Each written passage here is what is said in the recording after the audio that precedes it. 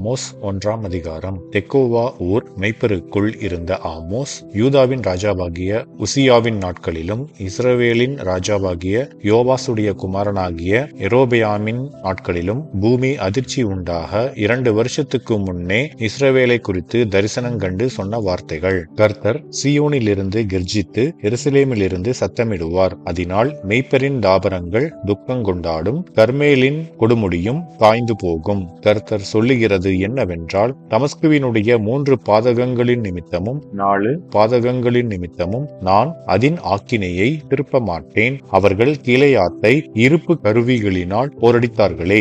ஆசகேலின் வீட்டிலே தீ கொளுத்துவேன், அது பெனாதாதின் அரமனைகளை பட்சிக்கும். நான் தமஸ்குவின் தாழ்பாலை உடைத்து குடிகளை ஆவேன் என்னும் பள்ளத்தாக்கிலும் செங்கோல் செலுத்துகிறவனை பெத் ஏதேனிலும் இராதபடிக்கு சங்காரம் பண்ணுவேன். அப்பொழுது சீரியாவின் ஜனங்கள் கீருக்கு சிறைப்பட்டு போவார்கள் என்று கர்த்தர் சொல்லுகிறார். கர்த்தர் சொல்லுகிறது என்னவென்றால், காத்சாவினுடைய 3 பாதகங்களின் நிமித்தமும் 4 பாதகங்களின் நிமித்தமும் நான் அதின் ஆக்கினையை திருப்ப மாட்டேன். அவர்கள் சிறைப்பட்டவர்களை ஏதோமியரிடத்தில் ஒப்புவிக்கும்படி முழுதும் சிறையாக்கினார்களே. காத்சாவின் மதிலுக்குள் தீ கொளுத்துவேன், அது அதினுடைய அரமனைகளை பட்சிக்கும். நான் குடிகளை அஸ்தோத்திலும் செங்கோல் செலுத்துகிறவனை அஸ்கலோனிலும் இராதபடிக்கு சங்காரம் பண்ணி பெலிஸ்தரில் மீதியானவர்கள் அழியும்படிக்கு என் கையை எக்ரோனுக்கு விரோதமாக திருப்புவேன் என்று கர்த்தராகிய ஆண்டவர் சொல்லுகிறார். மேலும் தீருவினுடைய 3 பாதகங்களின் நிமித்தமும் 4 பாதகங்களின் நிமித்தமும் நான்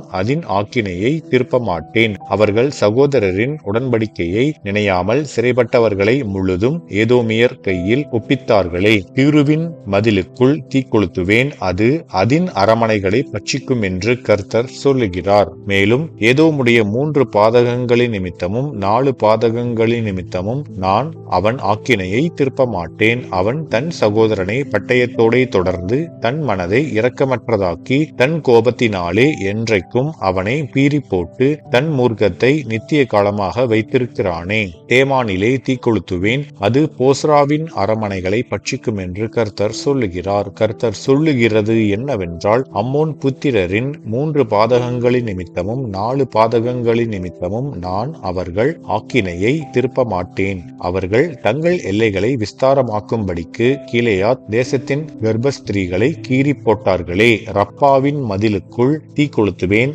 அது யுத்த நாளின் முழக்கமாகவும் பெருங்காற்றின் புசலாகவும் அதின் அரமனைகளை பட்சிக்கும். அவர்களுடைய ராஜாவும் அவனுடைய அதிபதிகளும் சிறைப்பட்டு போவார்கள் என்று கர்த்தர் சொல்லுகிறார் என்பதே. ஆமென்.